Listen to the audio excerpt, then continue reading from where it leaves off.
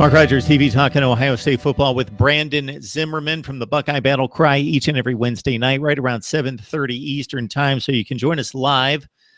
We tweet out the link. It's also available just if you go straight to MarkRogersTV.com, and you can catch us live for the entire discussion, which will be posted later to YouTube. And also, if you just want to catch the audio and the entire conversation there, iTunes and Podbean, search Mark Rogers TV, or we slice it up to individual segments. And speaking of which, we're talking quarterbacks and running backs as we get you set for summer camp in August. All right, Brandon.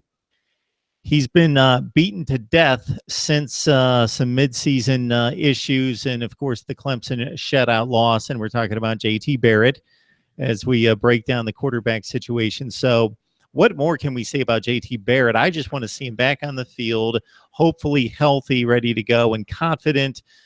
Do you think his issues last year were more the supporting cast from the standpoint of just nuts and bolts? They weren't performing, or do you think they got into his head and it caused him not to perform to his previous standards? I think it was a combination of a few different things with Barrett.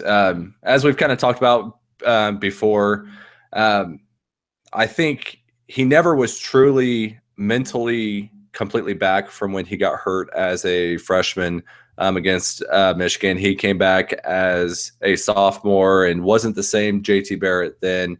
So who knows how much of his horrific injury was kind of in the back of his head.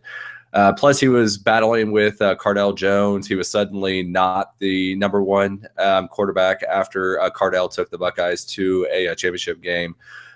Sophomore year was just kind of a lost season for him. He was in and out.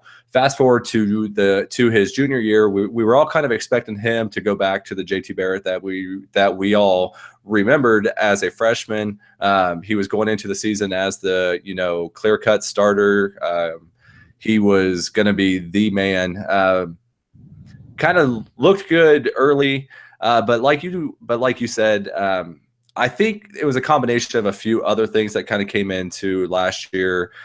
Supporting cast definitely wasn't consistent at all. Outside of Curtis Samuel and Mike Weber, there was really no one in that offense that you could consistently count on to produce when the game was on the line or it was third down.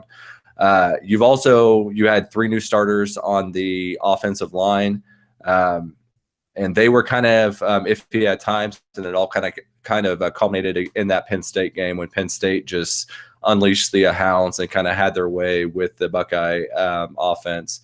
And I think you factor those together, then it started becoming kind of a mental thing for Barrett where he felt like he had to do more than he really had to do. The inconsistencies with his supporting staff, the inconsistencies of the offensive line just kind of put too much pressure on him. So hopefully going into his senior year, you've got a more established offensive line. You've got wide receivers that have kind of been in the mix for the past year. They aren't really too proven. When you're looking at guys like Paris Campbell, who played a lot last year but never really stepped up to a starter in a wide receiver type of role. You've got Ben Victor, you've got Austin Mack, Terry McLaurin. So there's a bunch of guys that have been around the system. They've been playing with Barrett, whether in practice or not.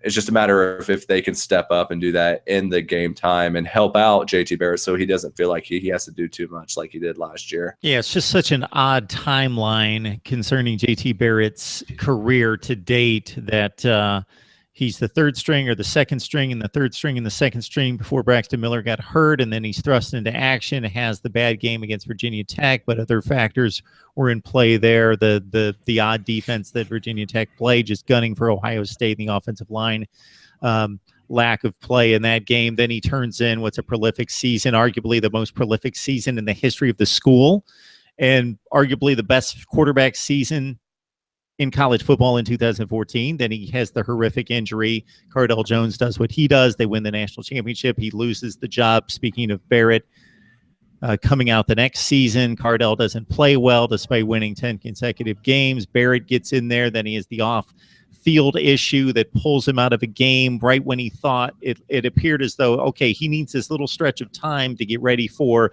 Michigan State, Michigan in a possible college football playoff run, and he misses a week, and he really doesn't play well, gets few attempts because of the Michigan State stifling defense, and they bottle up Zeke, and has that one awful offensive game. But then I had hopes for 2016 coming off a really strong Michigan game. Not that he had to shoulder it offensively throwing the ball, but he had a very effective game, and also against Notre Dame.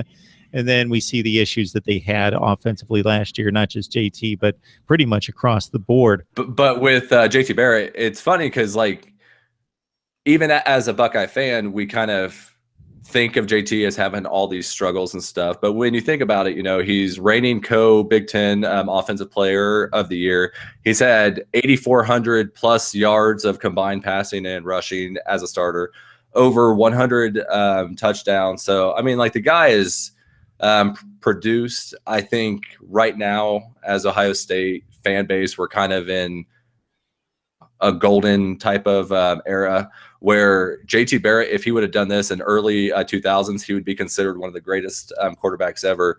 The way we're sitting right now with the amount of offensive talent that's sitting around the Buckeyes, it's just he's kind of held to a higher standard than really any other Buckeye quarterback has. So it'll be interesting to see how he does this senior year. And as we talked about last week, I think Barrett's going to explode onto the scene this year. And while we can all agree that there are a number of factors that go into the Vegas equation, Vegas does think enough of JT Barrett to make him like a top 5 or 6 Heisman favorite at whatever he is at this point. The first time I checked it out, up until into mid-April, he was in that first 5 or 6 players gunning for a Heisman Trophy, which speaks to the system. It speaks to Kevin Wilson, Urban Meyer, and the Ohio State brand, along with what JT Barrett's accomplished in the past.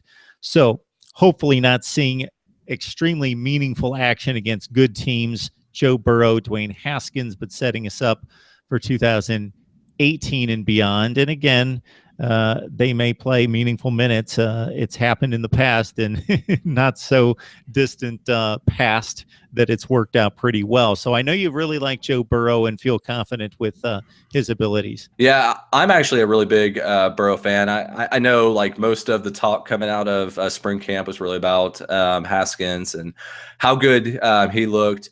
I think for a Urban Meyer, Kevin Wilson type of offense, I think Joe Burrow is a perfect fit.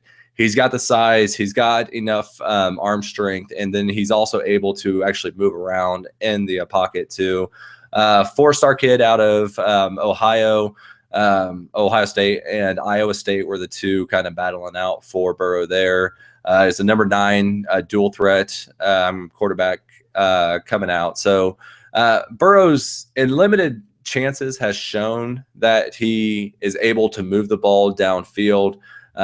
Haskins hasn't had that game ability yet, but Burrow got the chance last year. It'll be really interesting to see how fall camp kind of plays out this year and see who comes out as the number 2.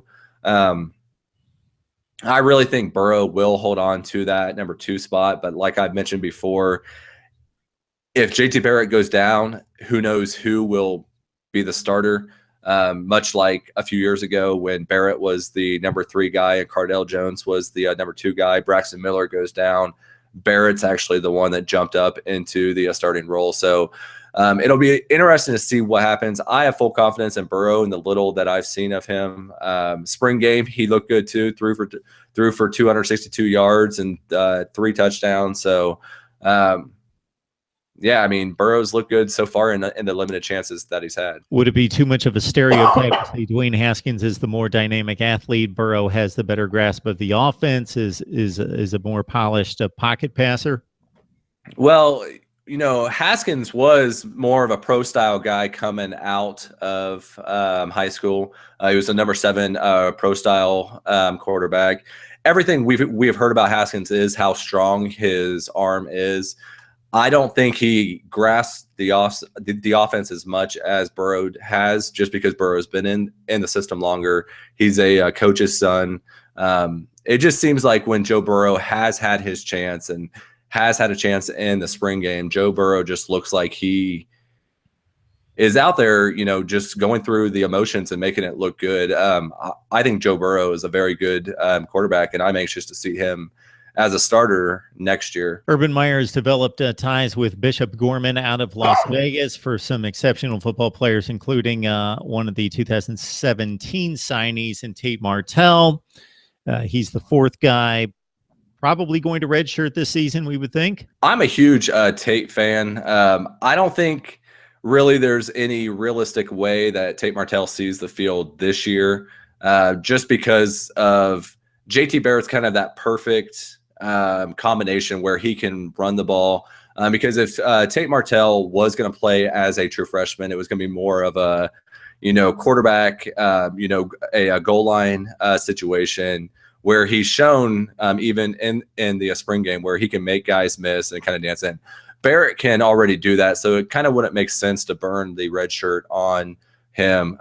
Going into next year, though, even with Haskins and Burrow as the perceived, number one going into next year, I don't see any way that Tate Martell doesn't at least see the field next year, even if it's just in like third and short or, third and goal type of situations where they let him use his speed and his ability for the read option to kind of get those yards. But like you said, I see him as a red shirt this year. I don't think it makes sense to burn it this year when you've got a guy like JT Barrett who's been running the read option and the quarterback draws for the past 3 years. But I mean, Tate Martell, 2016 Gatorade Player of the Year. When you think about his high school stats, it's crazy how much that kid did. He was 45-0 as a starter, combined for over 9,700 yards of total offense, over 148 touchdowns. So, I mean, the guy's got the talent. He's just kind of at a stacked depth chart right now, and I'm anxious to see what he can do when he actually gets onto the field.